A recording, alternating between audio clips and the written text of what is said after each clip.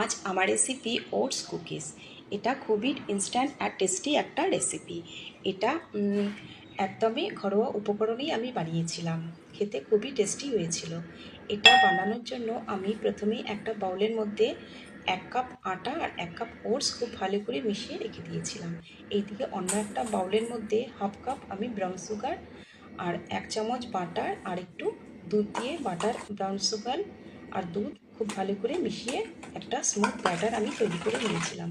দুধটা একটু লুকওয়ার্ম দিয়েছিলাম যাতে বাটারটা চট করে গলে যায়। এরপর আমি আটা আর ওটসটা যে মিলিয়ে রেখেছিলাম সেটা দিয়ে একটা ডো আমি বানিয়ে নিয়েছিলাম। খুব মিডিয়াম একটা ডো বানিয়েছিলাম, খুব নরমও না খুব শক্তও না।